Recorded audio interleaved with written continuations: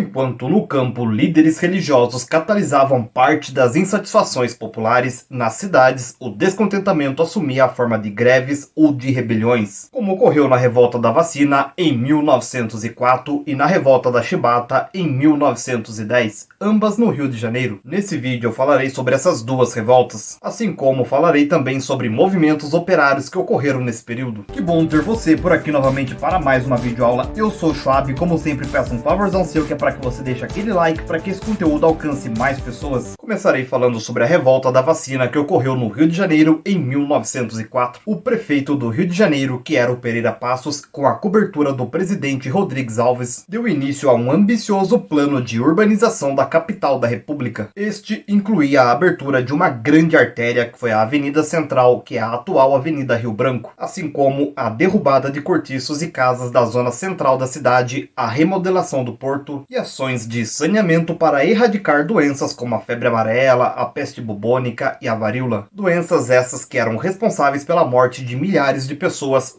todos os anos. Era o auge do higienismo, isto é, de um conjunto de ideias que procurava proteger a saúde pública por meio da intervenção de sanitaristas a serviço do governo. Em 1904, o governo decretou a vacinação obrigatória da população carioca contra a varíola. A medida provocou insatisfações em diversos setores da sociedade. Os adversários do governo alegavam que ele não podia obrigar ninguém a vacinar-se. A população mais pobre, entre a qual havia muitas pessoas desabrigadas por causa da derrubada de casas no centro da cidade, acreditava que a vacina trazia graves riscos de contaminação e que o ato representava uma violação do corpo feminino e da ordem familiar. Revoltadas, muitas pessoas começaram a agredir os vacinadores e o Rio de Janeiro transformou-se em um verdadeiro campo de batalha. De 12 a 15 de novembro de 1904, formaram-se barricadas nas ruas e ocorreram violentos choques entre populares e policiais. Em meio à crise, um grupo de militares florianistas tentou, sem sucesso, derrubar o governo. Conhecida como Revolta da Vacina, a rebelião teve em sua origem, além da insatisfação contra a obrigatoriedade da vacina, outros fatores, tais como a carestia e o desemprego. Para controlá-la, o governo desencadeou uma repressão indiscriminada. Milhares de pessoas foram presas, centenas foram enviadas para o Acre. Falarei um pouco agora sobre outra importante revolta, que foi a Revolta da Chibata, que ocorreu no Rio de Janeiro em 1910. No começo do século XX, eram comuns os castigos corporais na Marinha de Guerra brasileira. Faltas leves eram punidas com prisão na solitária, a pão e água. Delitos mais graves eram punidos com 25 chibatadas. Em novembro de 1910, marinheiros de vários navios ancorados na Baía da Guanabara, no Rio de Janeiro, se revoltaram contra o uso da chibata. Sob a liderança de João Cândido, assumiram o controle dos navios e ameaçaram bombardear a cidade caso os castigos corporais não fossem abolidos. Era o começo da revolta da chibata. Pressionado, o presidente Marechal Hermes da Fonseca aboliu os castigos e concedeu anistia aos rebeldes. Estes depuseram as armas, mas 2 dias depois o presidente os excluiu da marinha. Em 4 de dezembro foram presos 22 marinheiros. No dia 9, o governo decretou estado de sítio, prendendo mais uma centena de revoltosos. Muitos dos envolvidos morreram nas prisões, 16 de sede, calor e sufocamento em cela subterrânea na Ilha das Cobras. 9 fuzilados durante viagem que conduzia 105 desterrados para a Amazônia. João Cândido sobreviveu e foi internado como louco no Hospital dos Alienados. Para finalizar esse vídeo, eu falarei um pouco sobre os movimentos operários que se desencadearam nesse período. Em 1907, havia no Brasil cerca de 150 mil operários, entre os quais havia trabalhadores da indústria, ferroviários, portuários, operários da construção civil, sapateiros, etc. O Rio de Janeiro abrigava o maior número de fábricas, seguido por São Paulo, que assumiria a liderança industrial do país pouco antes de 1920. Por volta de 1910, a população brasileira gerava em torno de 20 milhões de habitantes. Cerca de 64% desse total viviam no campo. Os operários, portanto, eram minoria. Muitos deles eram imigrantes, sobretudo italianos, espanhóis e portugueses. Ora, os imigrantes traziam da Europa ideias que a ordem oligárquica considerava subversivas. Com efeito, no Velho Mundo, o socialismo, o comunismo e o anarquismo estavam em alta no movimento operário, com ideias que eram inaceitáveis aos governantes da Primeira República. Os líderes operários exigiam justiça social, melhores salários, jornada de 8 horas de trabalho,